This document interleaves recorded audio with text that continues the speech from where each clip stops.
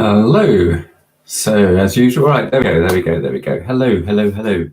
I can see three of you have been waiting for this. Do say hello so I know who you are. Oh, hello, Selena Shakti. Hello. How nice to see you. Hello. Who else is out there? Oh, what have we got? Okay, well, I'll let you just say hello as you get going. All right. Well, once again, welcome to this Monday Moments. I'm live. I apologise for last week where I had to actually cancel that one due to the weather. Unbelievably, we were losing connection here, so that was fine. But here we go. So what I want to do is to run through a few things, and I want to touch on some of the aspects that we actually touched on in the video that I uploaded at the end of last week, which was about the three main aspects of geopathic stress healing work. Hiya, Tammy. Hi. Which were featured in that video, and their Dowsing, meditation, mindfulness. So we'll be talking a little bit more about those and sort of pulling those a little bit apart. Hello, Dan. Hi, how good to see you. Gary, hello. Haven't seen you for a little while. So we'll be pulling that a little bit apart later on. But first, I just want to say a couple of things about the workshops that I've got coming up. I did a lovely workshop over this weekend with my friend Adrian Ingleton-Weber. Hello, Houston. Hi, good to see you. Glad you made it. Did this workshop over the weekend down in Avebury in the south of England. And Avebury is a fantastic Neolithic or very ancient sacred site. It's absolutely huge. And really, going down there again, I hadn't been there for some time, and it reminded me of just how powerful Avebury still is. The earth energies there are actually quite exceptional. And B, how amazing it must have been when it was first built and really first put into operation. Now, everybody goes on about Stonehenge, but really, Avebury as a site is actually far more jaw-dropping than Stonehenge. My view, but it was nice to be reminded of that over the weekend. Hello, Stevie. Hi. And I'm doing another one with Adrian down there in September. So I'm not sure that maybe Gary, I'm not sure where Gary's from, whether in the UK, but if on the playback, if on the recording playback, anybody from the UK is interested in attending a workshop based on some of the content of the book, Spirit and Earth, Adrian and I will be doing another one down there in September the 21st and 22nd, down near Avebury, and we use the opportunity to visit the actual site during the 2 days that we do. And what that's about, just to give you a quick clue, I know it's not relevant for most of you there. Socrates, hello. Be lovely if you could come over from Europe and join us for a workshop one day, but don't worry, no pressure. JF, good to see you. Anne, hello. And Nicholas, wonderful. Yes, excellent, Nick. Good man, that's great. Okay, so this workshop in September, 21st, 22nd. Some of the things we're doing, for example, is really making use of that site of Avebury. What it is Avebury is a central henge. So the henge in an ancient sacred site is basically a dip that surrounds standing stones. So up here in the north, there's a place called Thornborough Henge, which is a very significant site as well. But that doesn't have any standing stone features to it. It just literally has the remains of the henge, of the dip that goes around. So at Avebury, you've got the central henge, standing stones in the center there, but also the remains of standing stones that lead into that henge area. And there are two avenues.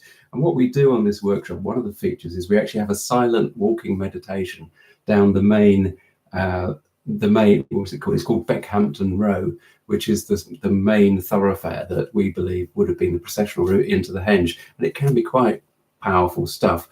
So if you can make it, that'd be lovely. Pip, hello. Oh yes, excellent. It's a good shop, that. I have to give that a plug. It's good. Hello, Mel. Well done. Well done. Good for you. Thank you for staying up late. Yeah, good, thanks. So yeah, if anybody in the UK wants to come over, and if you can make it to that workshop, is wonderful. We really do talk a lot about sacred sites and the earth energies within them, and perhaps what the ancients were doing with them and how we apply those kind of principles to modern life.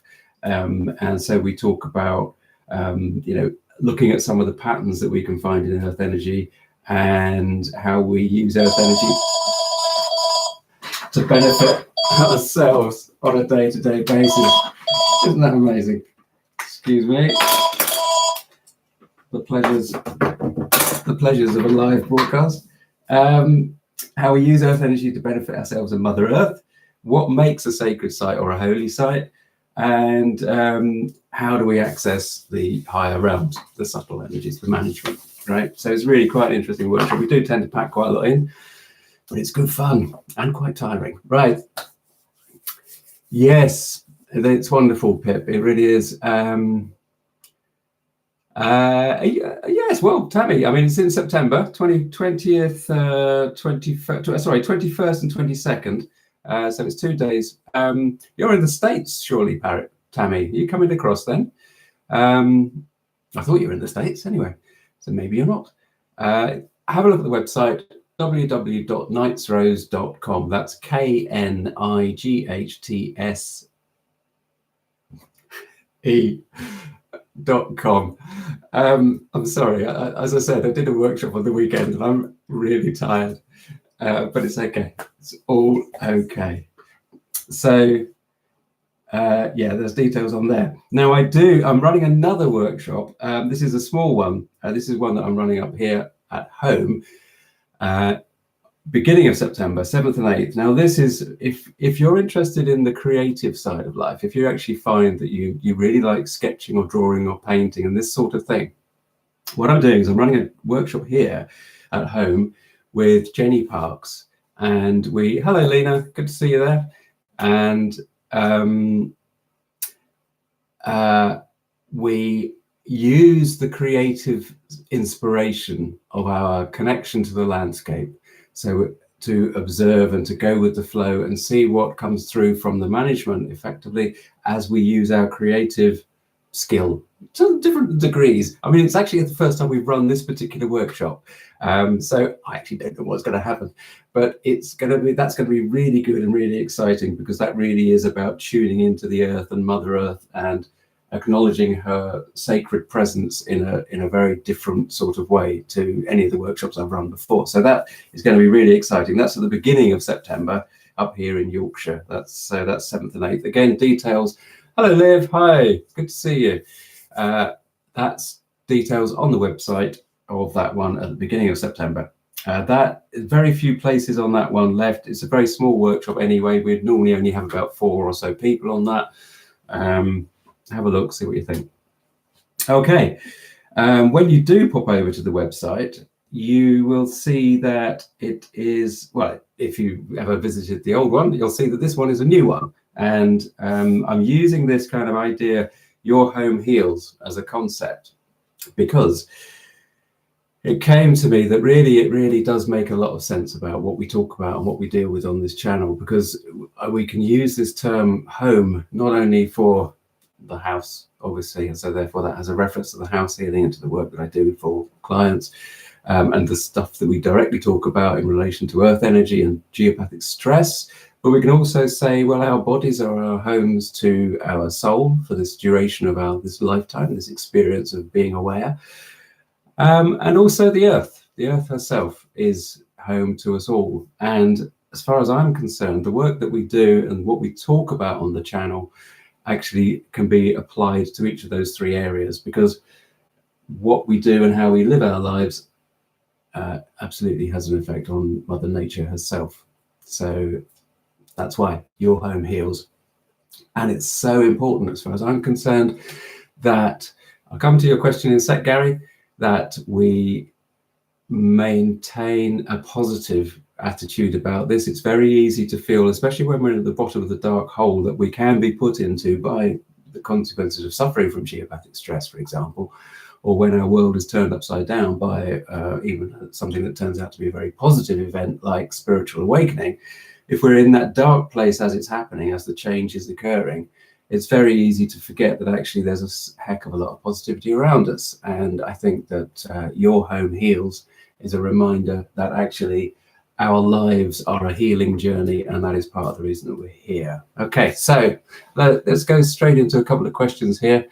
Yeah, okay, so Pip, right, you're down in Cornwall, okay, yes, good. Okay, so Gary, what we got? As a novice using dowsing rods, how do you overcome that self-conscious feeling using dowsing rods in public? Yeah, okay. Hello, Brad. Good to see you. Good to see you. Happy Canada Day. That's nice. Good to know. Yeah, the self-conscious feeling. Well, well, there's two things. One thing, Gary, for a start, I don't know what sort of rods you've got, but these ones that were made by Hamish Miller, when I go out in public with these, there's no denying that I'm carrying something that's a bit odd and peculiar. So I do get some pretty strange looks, and there's nowhere I can put those and hide them away. But you can get some sets of rods that are collapsible. They're like the old-fashioned car radio aerials. So they pull out and extend, and you can keep them in a little pouch. So in other words, when you're not directly dowsing, you can have them hidden away and easy to carry. Obviously, when you're dowsing itself, you basically just have to suck it up and get on with it, because there's no way you can subtly douse with a dowsing rod. And therefore, the only way that you can overcome that feeling of being self-conscious and being self-aware and it kind of distracting you from the being focused is to do it and to practice and to do it and to practice and to do it and to practice. And actually, you find that what will happen is that the more you do it, the more you get used to it. So that's fine. And the more you douse anyway out of the public gaze, as it were, then the more you will improve your focus anyway. So that when you go out in the public and you're a bit self-aware, then you can click into your focused state of awareness better anyway and ignore the rubbish that's going on around you. When you get people, yeah, that's a good point, Tammy. Yeah, the pendulum's a good idea. And also, of course, you can use a pendulum quite discreetly in like a church or somewhere where you can't necessarily use rods. But really, it comes back to one of those three things that we talked about in the last video uploaded last week, which is meditation as a way of really practicing and exercising the skill of focus, inner focus, and exploring your inner universe. Because as you know, you are a novice dowser, but what you're doing is really what you want to be focusing on is not so much what your rods or your pendulum are actually doing. It's actually focusing on what you're receiving, either as pictures or feelings as you douse, right? Because the more you can become aware of that dowsing feeling, then the more you're opening up your whole intuitive self. And if you're sitting there, especially as a novice, standing there, whatever, waiting for your rod to move or your pendulum to move, then actually you're not really connecting with the dowsing mindset, because the dowsing result is simply the external trigger of what's going on inside, right? So we've always, as you realize, it's a subconscious process. So it's information that comes to us is allowed through into the conscious awareness, and once it becomes conscious, we see the movement, we monitor the movement, and that's why it feels as though it's not us doing it, because our subconscious triggers it before our conscious is aware of it, right? So, hello, Yanis, good to see you. So, does that help, Gary? I know you can't. There's no magic trick to it. You've just got to get on and do it and feel that. Hello, LAS, good to see you. Great, thank you for that email last week, LAS. That was really lovely to receive, I have to say. Special stuff. Yeah, Gary, does that make sense? Just to go yes or whatever if you want, or if you want me to. But I can't give you a magic pill, Okay, right. Okay, thanks, Gary. It always is a tricky one, and actually the workshop attendees over the weekend, when we were walking around Avebury, it was a really hot sunny day and it was a very busy site. And of course, although some people go to Avebury and recognize it as a sacred site and recognize it for a spiritual place, and therefore seeing people with dowsing rods is not unusual, there's a lot of people that go there that just go there because it's a nice space. It's like going to a park. Hello, Kimberly. Hi, good to see you. Good to see you. Oh, you started the book. Lovely. Yeah, that's true, Dan. That's a good point. The older we get, the less we care of what others think. Yeah, yeah. But don't wait until you're 65 to start. No, it's a gosh. You know, I wish I had got to the stage of caring less when I was about 20. Dear God. Anyway, oh, hello.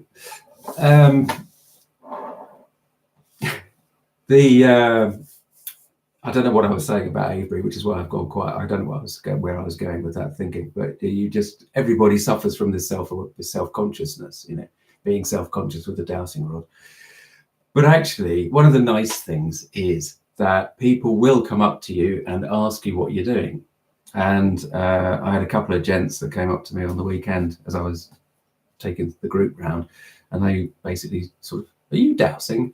And they didn't look like they were going to sort of mug me. So yeah, I mean, I showed them how to douse, and you know, as I was walking away, one of the ladies on the group said, you know, you quite enjoy doing that, don't you? And I do quite enjoy. Of course, I quite enjoy giving complete strangers a couple of rods and say, "Here, have a go," because I know potentially if they then follow it up, I know what that can mean to them. So as with you lot.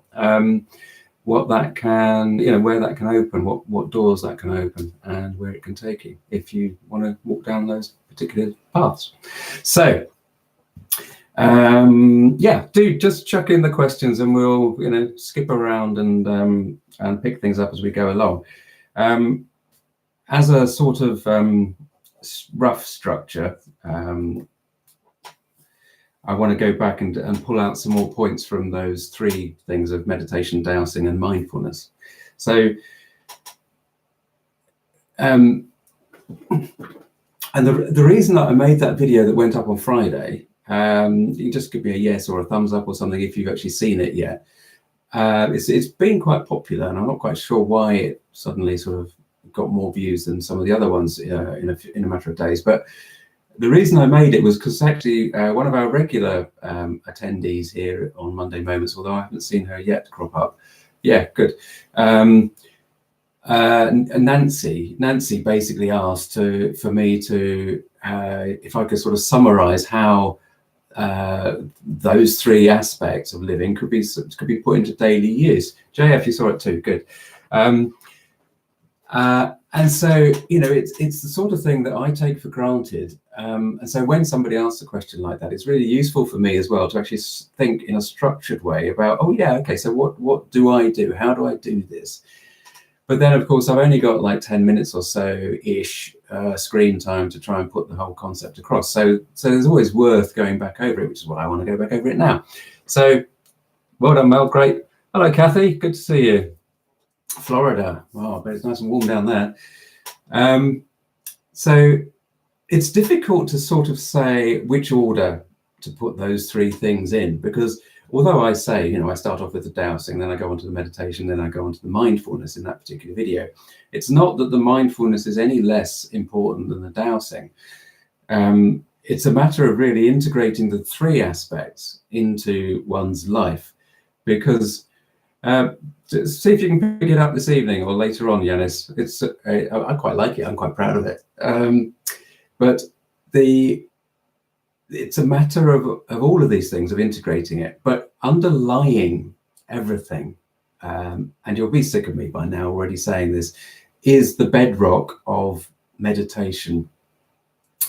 And then as soon as I say meditation, people go, "Oh, God, meditation." I tried that some time ago and I just couldn't get on with it. Or, you know, people say, "Oh, I can't keep my eyes closed," and all this sort of stuff. Hey, good, excellent. Nick, you've seen it too. But, you know, meditation needn't be difficult. It does take a bit of effort. Hello, non-bear. Excellent, good to see you. But you don't need to think, you know, well, meditation is all about like Buddhist chanting and an elaborate sort of system of settling into a magic space, and it's all about not having any thoughts, because actually that's not true. That's not the case at all.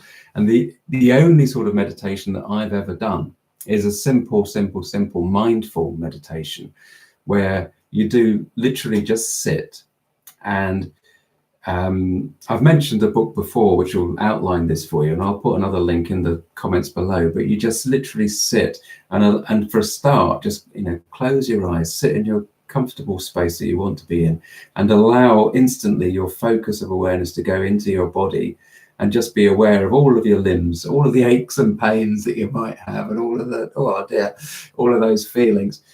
And put the weight of your legs, the weight of your feet, the weight of your arms, all of this stuff that's really physical, and focus then on the breathing. And keep your eyes closed all the time, but focus on the breathing, and visualize. What's the nice thing to do is to visualize the breath coming in and going down the front of your body and going past each of the chakras, as it does so. Okay, so it comes in here, goes past your throat chakra, goes past your heart chakra, solar plexus, sacral, base, and then comes up around the back, and then comes up over the top. And actually, sometimes what I do is to link the roof. This is a Taoist practice of linking the roof of the mouth with the tip of the tongue, just gently, sort of just relax the tongue and allow it on there. And then the energy comes up spine and down the front. And so as you're expelling some of it, but you're also bringing in the new air in the new breath and doing the same thing. And that's called the inner circuit. And you can focus on the feeling of the breath coming in through the nose and down. And you can become aware of that focus, that energy, as you're pulling that in and going past the chakras and up, and pull it up around the back, over the head, right, right across, sort of going right across the crown chakra, and then down and sort of inside. And the tongue kind of forms this link and brings it and allows it to some to come out and some more to come in, and off you go. So it sounds a bit weird, but it's actually a very relaxing process, and it's a great way of getting your focus really inside.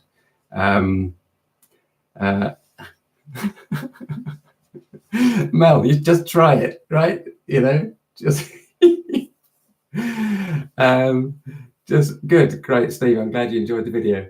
It's really, really, really worth trying the meditation, because don't think of it as meditation. I had a friend who I introduced to meditation because he was quite stressed. He had a corporate job and he was quite stressed. And it was very, very obvious, though, that he needed to take these quiet times and relax in his busy day. So he started meditating, and I saw him a few weeks after he'd started. I said, "How's it going?" And he said, "Well, it's all right. You're sitting around doing nothing," he said. I thought that was quite funny, but it's a really nice opportunity to actually sit down and focus on yourself and do that. Now, what you'll find is that you're quite keen to do it for a few days. I would recommend trying to do it fairly early in the morning before your day starts, because if you leave it, you will, and you think, right, well, I'll do it at 4 o'clock in the afternoon, or I'll do it at 6 o'clock in the afternoon. You won't ever do it, because you just won't ever do it.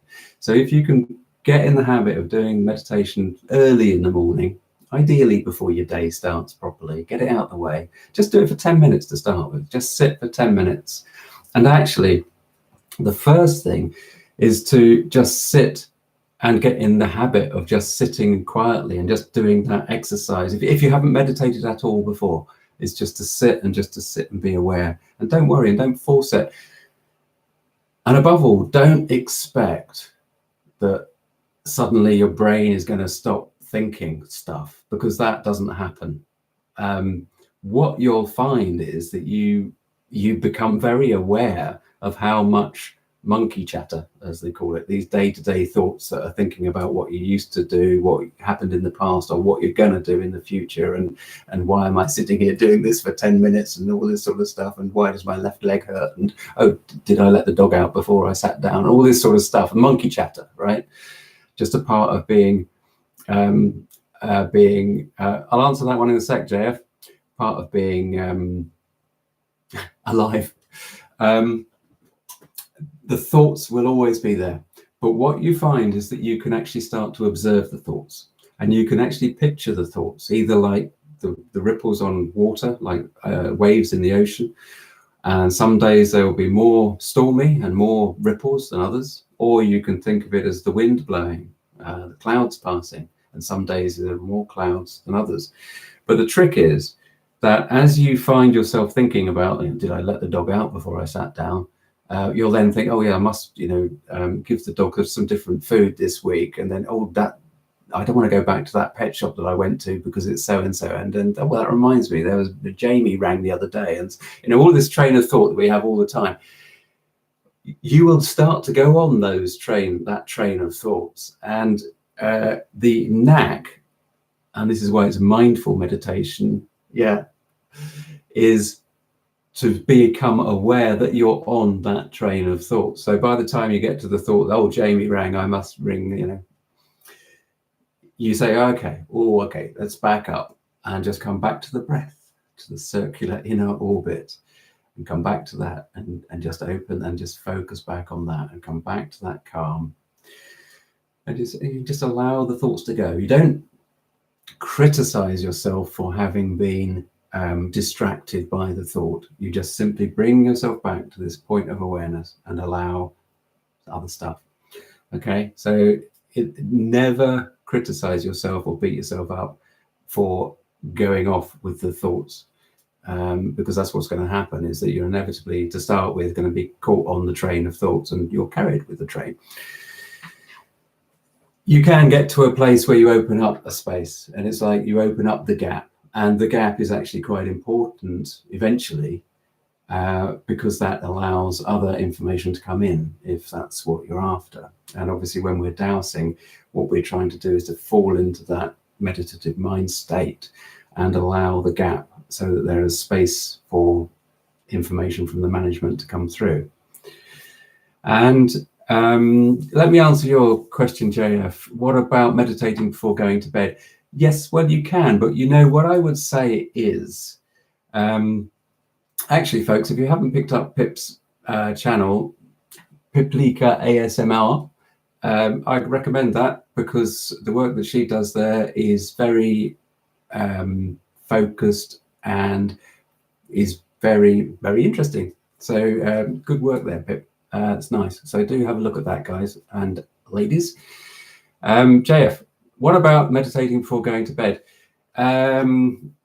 Yeah, well, do you know what I would say? I would say still try to get it first thing in the morning, and then if you want to meditate as you're going to bed or just before you go to bed, do that as well, but do it as well rather than instead of, because the act of doing it in the morning before you start the day is not only useful for any spiritual practice, but also it sets you up really well for the day once you get in the habit of it, and once you can, if you can get in the rhythm of doing it. Okay, it really does.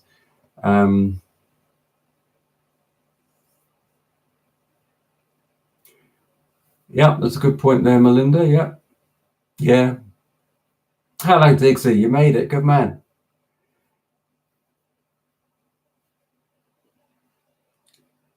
Great, excellent. Well done, Tammy. Yep. So yes, meditation. So it's the underlying bedrock of everything that we do on this channel, an underlying bedrock of, for me, as far as I'm concerned, with all the spiritual aspect of living. Okay, because if as you move, as you might, some of you might choose to move towards working in the future with some mediumship work and channeling spirit and working in that way with those subtle energies. And if you do move towards that, which I know for a novice dowser, okay, so somebody that's just opened the door and is looking at this stuff with dowsing, that what I'm now talking about will seem like, whoa, why would I bother with that? But you never know. But if for some of you'll be doing this already, so you'll be aware of how important meditation actually is as the bedrock day to day, because you can't work with spirit very well, I don't think. Okay, let me rephrase that. I can't work with spirit at all if I don't meditate. And I think even really good mediums, mainstream mediums, people like the American John Edward, who's fantastic. I think, again, there's many personal opinion, but I think he's a lovely guy. I've never met him. It'd be really nice, but I think he's a brilliant medium. But he for sure will be meditating before he does a stage performance, for example, connecting and bringing through spirit. Anyway, if that's not your bag, it doesn't matter. I'm just saying, for those of you who find that stuff appealing, then the importance of meditation cannot be overemphasized in working with spirit in that way, with the management in that way, right? Yeah, okay. I am Dixie, more or less. And I say more or less because just some days I don't do it anymore. I used to do it. I went through a phase in when I was living in the other house, in the old house, the one that brought us onto this journey. I used to do it at least once a day. And when I was meditating, to be working closer with Merton, my guide, twice a day, and like for 40 minutes at a time, just big time. But that was partly because it was so exciting. And so I'd gone through the phase where I was rejecting it, because that's what I was going to say earlier on. Thank you, Pip. What I was going to say earlier on was that there will come a time when you've got used to meditating and then you actually kick against it. And it's like the last thing you want to do is to sit down and meditate. And you could get to the stage where you actually get really quite, I was going to say grumpy, but that's not strong enough. That is really almost abusive with yourself about why the heck should I be sitting down and meditating and doing this nonsense. And that really is when you've got, you're on the right path then, because your ego self, the body, the energy of the body, which needs to be serviced all the time, you need to be aware, you need to allow the energy of the body, the ego self, to have some presence in your life as a basis for balance. But what ego doesn't like, what the human side of us as a spirit and human mix doesn't like, is change. So as soon as the soul self, it starts to find nourishment in the meditative practice and the mindful practice, then the ego self, the body-based self, is going like, whoa, what are you doing? Why are you doing that? And stop it. Because it doesn't like change, because it knows that it's started on a path that is going to take it somewhere else. And really, there are two. You battle through that, because if you want to stick to meditation, then you have to battle through that phase. And it's important, if you really want to progress quickly, that you do battle through that phase. One of the ways to help ego, the human self, come to terms with it is to simply acknowledge it. And you do that not by starting that fight with yourself. You do it by thanking it, and actually thanking it genuinely and sincerely, because whatever age you are and you start a meditative practice, you have been brought to this point by your ego self. And actually, it is the ego self that knows that it is the aspect of each of us that will be surrendered, that will be dissipated at some point, not only during the lifetime, if one takes a spiritual approach to life. And, I'm sorry, but I regard dowsing as a doorway through that for some of us. And it's great. It doesn't matter if you don't. But as we get towards the end of life, or towards passing and stepping over into the next world, then it's that aspect of us that dissipates, whereas the soul self that we've been nurturing and working on and trying to heal through this lifetime obviously remains. So poor old ego is on a loser right from the start. So we thank it. We make a point of thanking ego for getting us to this stage, but accepting that now we want the soul self, our spiritual self, to take the lead and to be in charge of where we're going. That's important because it actually sets that intent into your energy field. That's what you are then kind of embarking upon. It doesn't matter. You're not saying, yes, I am now taking this chaste and holy path. What you're saying is, I want to change the way I acknowledge that I want to change things. And I acknowledge that some aspects of this change I'm going through are held in the ego energy. And so you thank that and you acknowledge that there is a role for it to play. Okay. So does that make sense? I hope that will make sense to some of you. Dixie, the Pleiadian energy. Well, do I? No, is the short answer. I don't work necessarily with the Pleiades. I am aware that there are influences from the Pleiades, and I am constantly coming across of ET activity in house healing work. I had a very good friend, I say had because I haven't seen her for a long, long time, a very, very good channel and medium who was convinced that she was from the Pleiades, and that's fine. I spent a lot of my life trying to avoid any ET sort of conversation, but it's inevitable, really, so I just face up to it. But no, I'd be interested to know why you ask at some point. Yeah, Tammy, I think it's important that we are gentle with ourselves in all of these aspects. And so we've talked a bit about meditation, giving you some clues as to how to sort of work forward with it.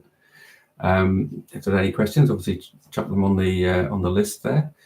And mindfulness is very much a part of that sort of meditation, but also I sort of think of mindfulness as being the active part of being aware in normal day-to-day life.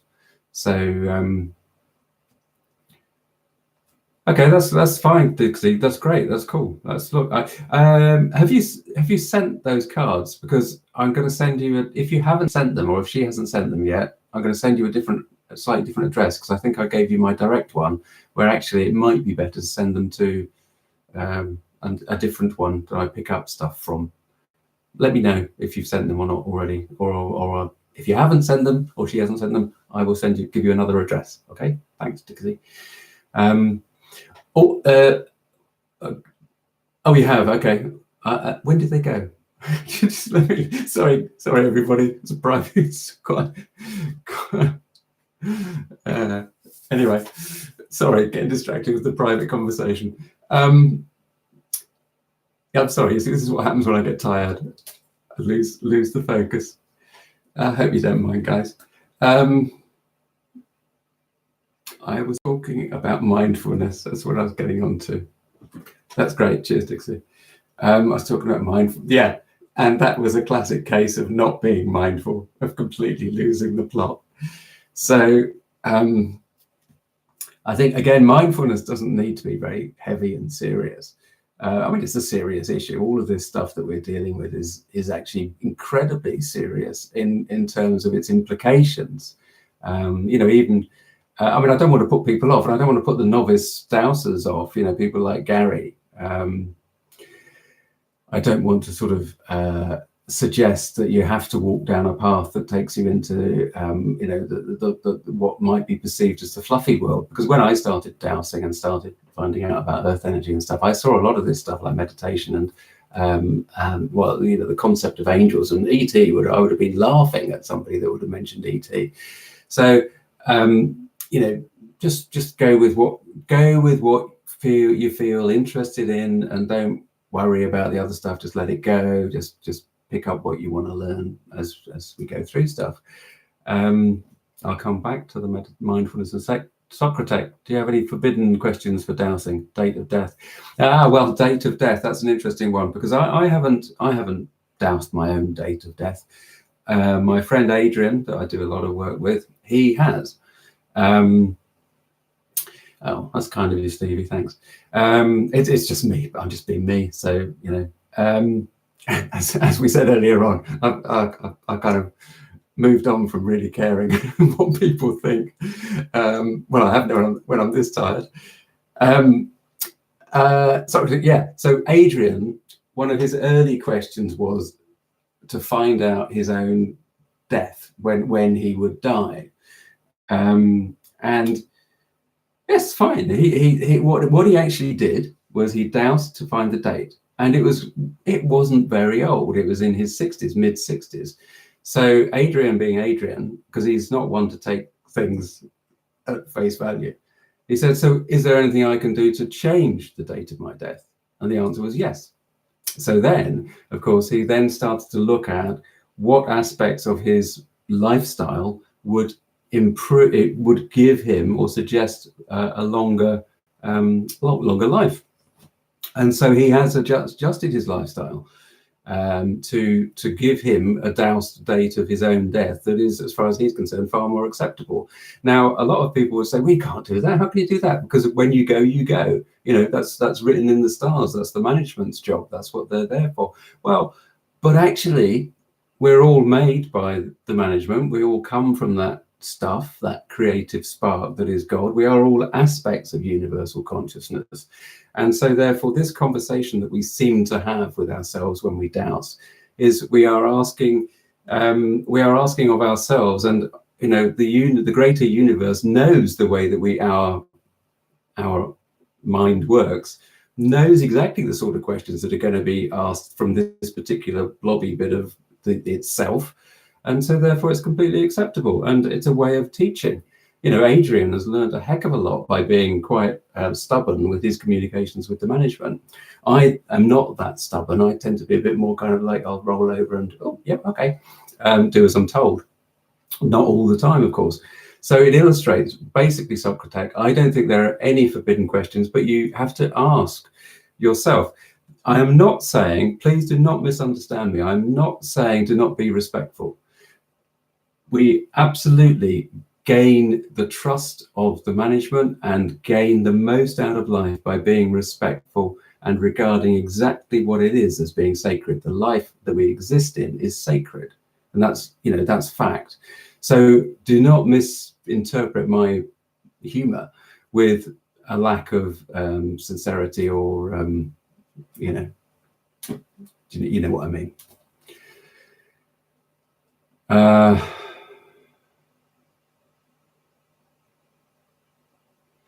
Yeah, I mean, Hamish, it's a good one, Melinda. Hamish you see, Hamish came up against a lot of objectors in the sort of churchy type environment, and he was very sensitive about it, and he was so passionate about spreading the word about dowsing that when he came up across these sort of objectors, he did find it very, very frustrating. And so his answer to it was that the dowsing and divining were confused in the Bible. People get confused by the fact that they're called divining rods, and divining is declared as a no-go area in the Bible. Look, what do I think about it? I mean, I agree with Hamish. It's a great way to be talking about, you know, don't worry about being damned if you pick up dowsing rods or pick up a pendulum. The reason that this sort of stuff got a bad name from the church, from divining the future, from predicting the future, from this sort of working with the subtle realms, did get a bad name with the church. But if you think about it, the church is there and was set up to be the mediator between the masses and the God. And what we are talking about is, in fact, we're talking about changing that. Now, if you can be a churchgoer and you can be fully in line with your own religious practice, but still understand that you have a direct connection to the ultimate creator and to the management, because that's the way the process works. That is the system. Religious structures were put in place before mass government existed. And so church existed as the governing body of civilization, based upon the spiritual aspect of humanity. Now, unfortunately, the structure, as these things always do, they always get corrupted, no matter how well-intentioned the origins of any structure are. When we humans get hold of it and try to make it as an organization, it becomes corrupted to varying degrees. And the church is not, as far as I'm concerned, any longer a mass control system. It in some aspects of religion, separates the individual from their maker, because you have to go through a priest. The priest is a human being that is simply trained. What we talk about on this channel is a way of training and a way of understanding your own connection. So that seems like quite a heavy answer to quite a light question.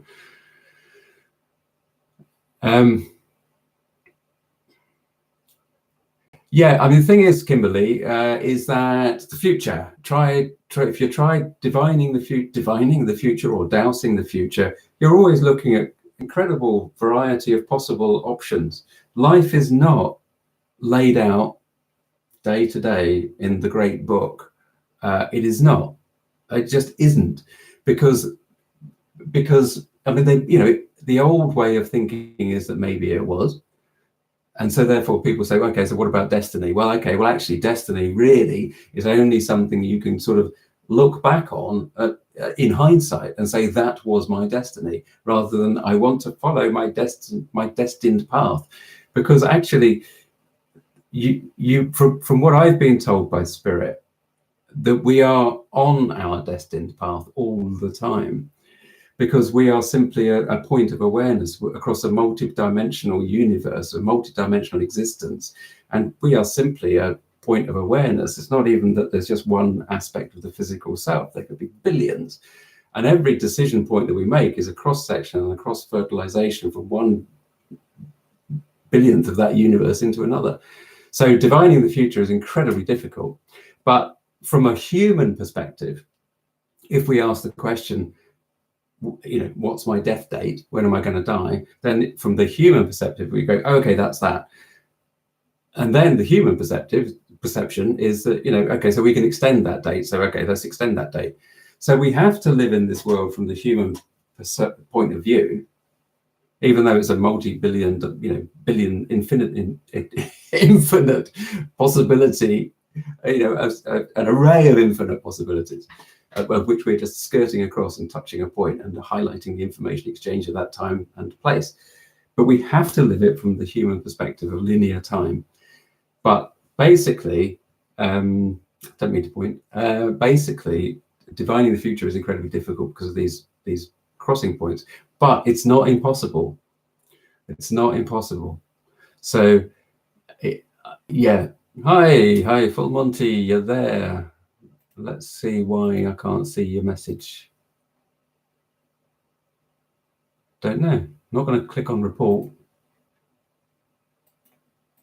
Oh, message retracted. All right, fair enough. All right, okay. It's good to see you though. Good to see you though. They're misspelled. Okay. Right. Let's come on back up here. Yeah, that's right. So much choice to the future. Yeah, Dixie. Yep. Yes, Socrates, that's exactly right. These questions can be a chance for changing your life in a better way. Yes, absolutely. And sometimes that's exactly what's required, is you get a bit of a wake-up call, you start asking these sort of questions, and then you start analyzing, okay, let's look at it. What can I do? I don't like that answer. What can I do? Can I ask some more questions? You can ask permission to ask the questions and see what you get. Yeah, that's it. That's it, Tammy. Absolutely. Religion got side. Yep, absolutely. Yep.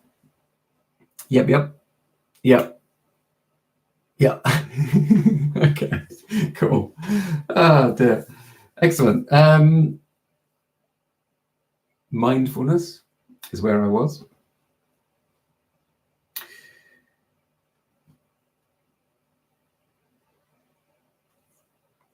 No, I haven't asked that one, Dixie, because it became well,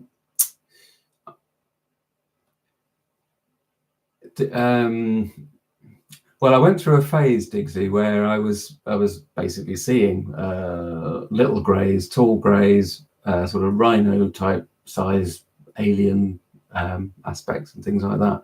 And that was early on in my mediumship path, before I'd actually focused in on Merlin. And my mediumship teacher at the time, when I went back to her saying, this is really odd, this is really strange, I'm seeing these things. And she said, well, it's up to you to focus on what you want to focus on, which actually is a really interesting way of looking at it. So in a way, that's when that all started to subside again, and actually spirit, so Merlin, came forward more. So this is another aspect of why being mindful is really helpful in your life, because as we just touched upon, now I have to be careful here, because I can like, you'll all just disconnect your connection because you're going to glaze over, right? So I have to be careful about how I try to put this across, because I haven't yet found a simple way of putting this across. We talked just now, when we were talking about the future, about it being a multi, like infinite possibility, like a sea of infinite possibilities. And we are just the point, rather like a laser is the point on a CD, the old CDs. I'm showing my age even talking about CDs. The laser is the point that highlights and makes the music become audible at that point. That's like every interaction. So now this is a point, a moment in time. This time and place is there. That point is occurring. But there's a sea of other points. But this is the thing that goes across the different lives that we exist in. We exist in parallel lives. We exist in different versions of ourselves, let alone parallel lives. Different choices that we make. The existence where, again, I didn't manage to get online today. There's an existence there. There's a whole raft of universes created off that, possibly. And science describes this as the I've talked about it before, the many worlds theory, can't even say it. So that every decision actually grows another set of worlds. Every decision we make, possibly, is what they say. Right. So the importance of mindfulness is to be aware of the choices that we make from moment to moment, especially if we're dealing with things like healing, because what we want to do is to be in complete, as much as possible, in alignment with divine will. So in a way, there's a path that is there in this multiverse that will give us the best alignment to divine will, give us the best connection to the management. And because we're trying to seek information, and to be mindful of how we are reacting and responding to things is important in that process of receiving information at that one particular point in time. So, hello, Carol. Hi, good to see you. The purpose of mindfulness, if we're not mindful, we scatter across this CD. We just scatter across. We don't pick up the information. We don't get the tune playing, because we lose our focus. If we're mindful, we can make decisions about choices, about the way we react to things that happen to us. And the point being is that some of the reactions that we have day to day, moment to moment, in the same scenarios that are echoed through the day, through the week, through the month, are simply based on habit. We are structured so that we exist based on habit, so that we minimize energy expenditure in creating new neural pathways and creating new habits. So we exist in this kind of semi-hypnotic state, in a state of numbness, just reacting to things. Somebody can say something and it'll push a button and we flare up, because that's the way we always do.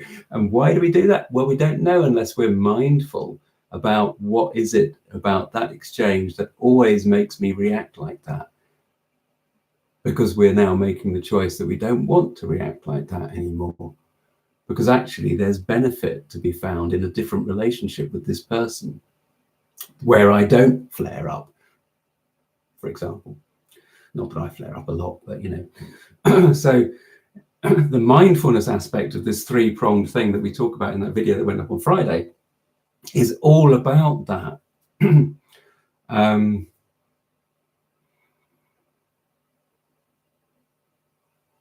Right. So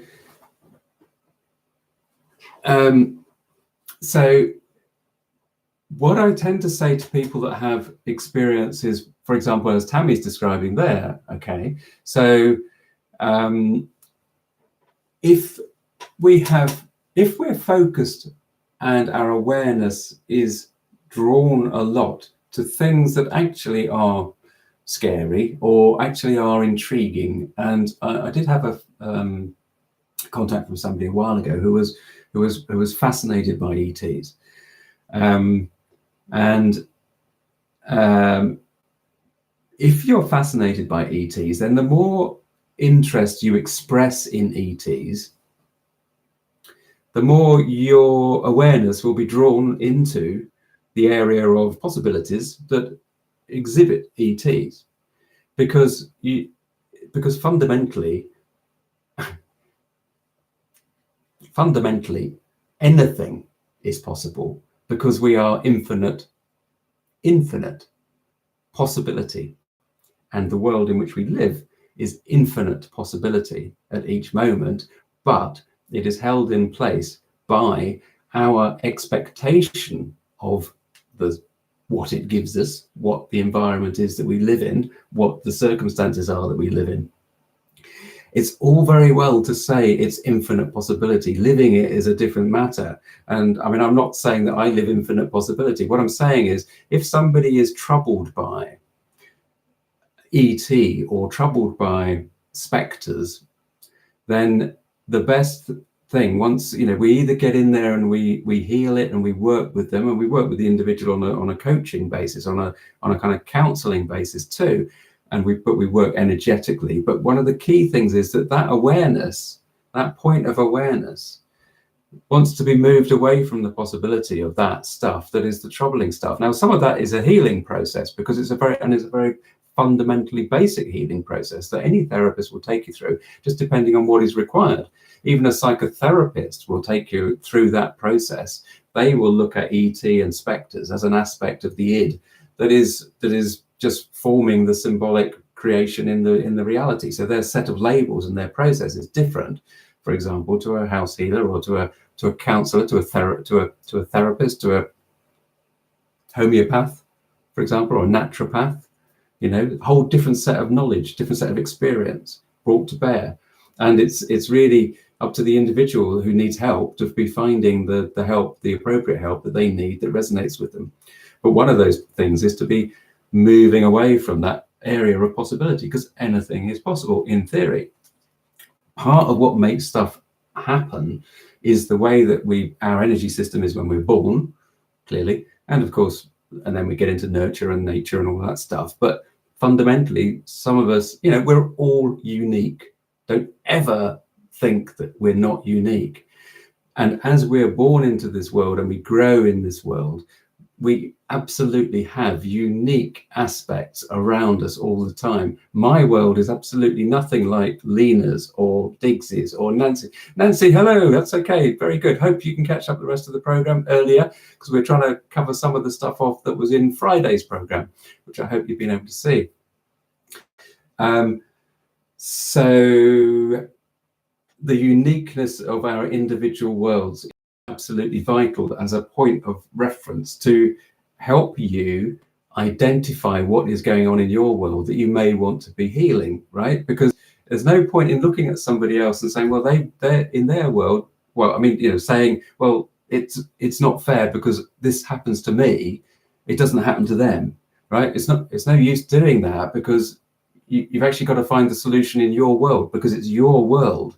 It's the way that you are operating in your world. That person has their own world, and you're looking into their world, and all the facets of their world are seen from your point of view, from a completely different perspective, from them as their co-creator in their world. They've got other issues going on that you're not even aware of. Okay, do you see what I mean? I hope some of this is making sense, kind of jumping around a bit.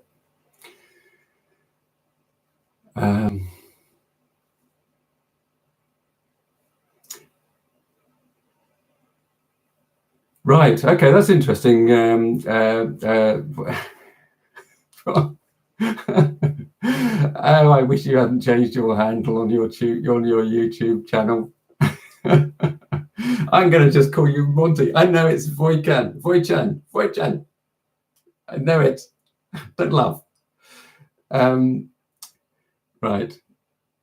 Okay. So anyway, we're going to have to start bringing this one to a close. So I think that we'll cover this again, right? Because it's been an interesting source of conversation. So I'm not surprised you're crying. I've got tears in my eyes too. Voican. It's great. It's a really nice name.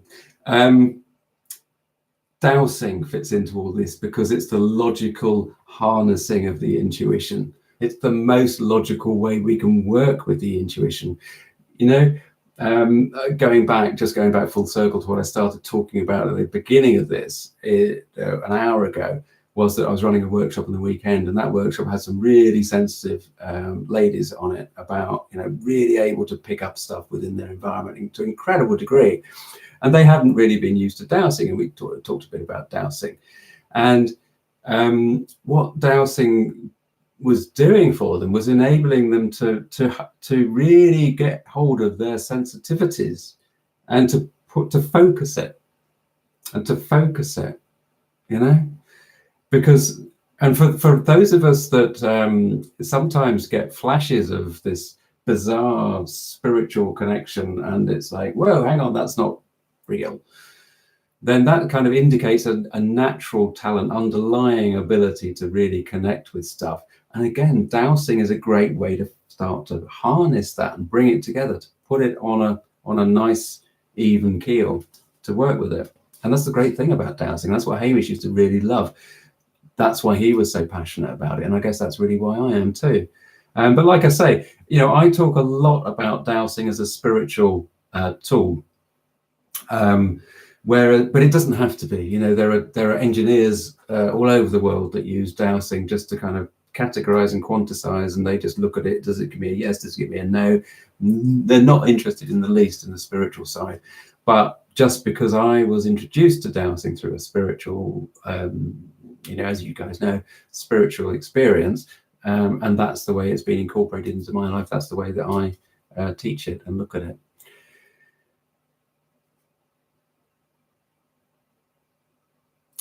Yeah, it's not really a daily routine. So that actually picks up on what I was saying, was that my coming to dowsing was a spiritual experience. So I literally used to use them to talk to the guardian energy in our house and to have that conversation. And so although there was no sort of proof and evidence that I was getting correct answers, as it were, what that was doing was I was increasingly sort of hearing the conversation that she and I were having. So I was talking to the spirit of the deceased person effectively, and the rods were responding, and this was the way that I was using it. It's just practice. So any set, you see, I don't want to even put together a list of recommended, like do 5 minutes on this, do 5 minutes on that, do 5 minutes on that, because actually dowsing, you will find your own path and your own association with dowsing, and it's because it's personal. That's as simple as that. So if you're kind of going around in circles and getting frustrated with it, then I would say go back to the meditation. Think about the meditation. Think about the mindfulness. Think about, become aware of you know, as you start dowsing, are you actually allowing yourself to settle into a more meditative mindset? Because that's really important. That's one of the things that many people don't do. And don't forget that you're quite likely to be taught, to be taken along by the management on your dowsing journey. So it's not always, you're not always going to get correct answers, but you're also not going to get sequences of necessarily of everything correct. You're going to go through phases, that's the word I meant, where it actually is going a bit haywire. And that, I must answer this question before we finish, because it's something that I completely forgot about. Yes, Dan, they do. We'll talk a little bit about that next time. Remind me, I will make a note. Actually, I'm going to make a note and I'll look it up. at what were we on, 104? Guardian energies and new stuff and structure of reality and things. Gone, I've forgotten what was I saying? Somebody help me. What was I actually saying before I got sidetracked by Dan's great question? Sorry.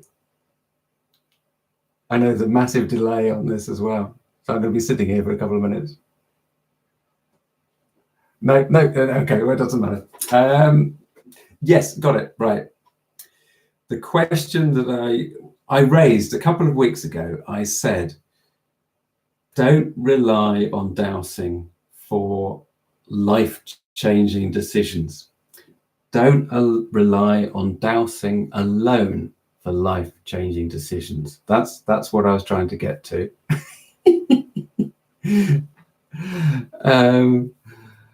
So the reason that I said that is twofold. One, because so often I've seen people pick up rods or pick up a pendulum and they get it working and they answer a simple question like, am I standing up? Because that's my default first question to get people get used to things working. And they get a yes. And then they go, oh, should I leave my boyfriend? Yes. Oh, right, I'll go and do that then. And you think, oh, for goodness sake.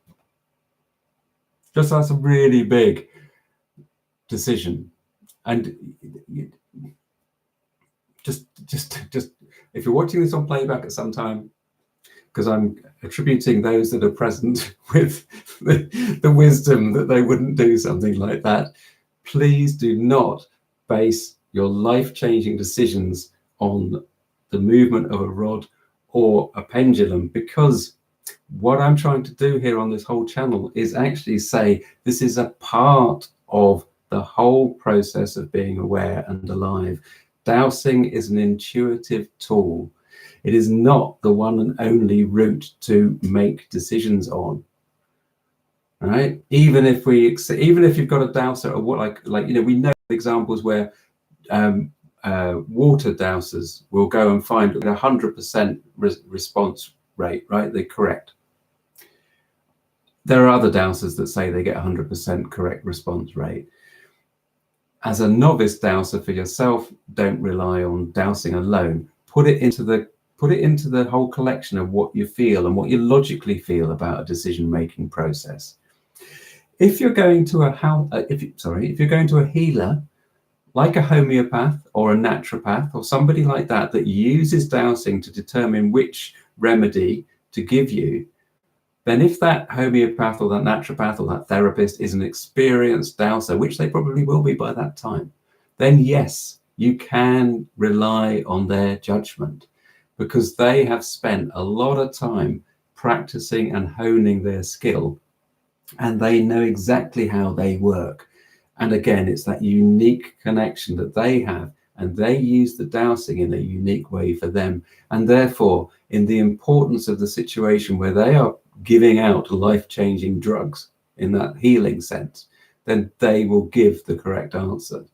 And if they have any if they're unsure at all, they will talk about it with you, right?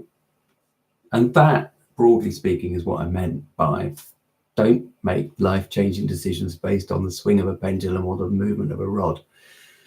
Okay? Yes, that's it, Mel. Absolutely. Great, good. Glad to hear it. Okay.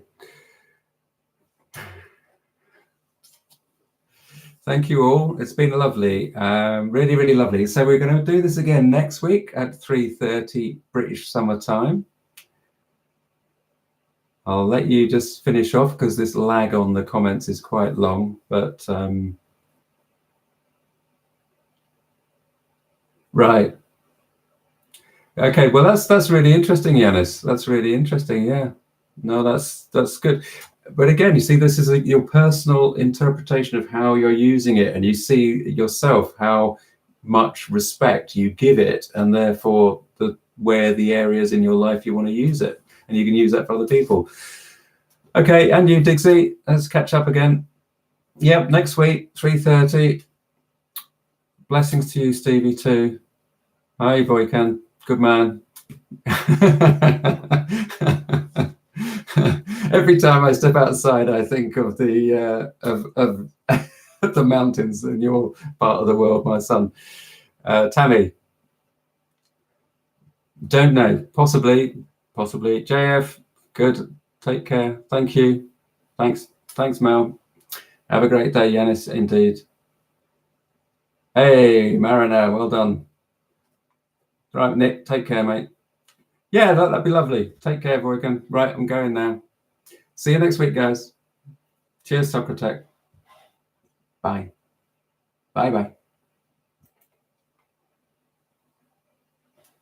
Still hasn't. There you go.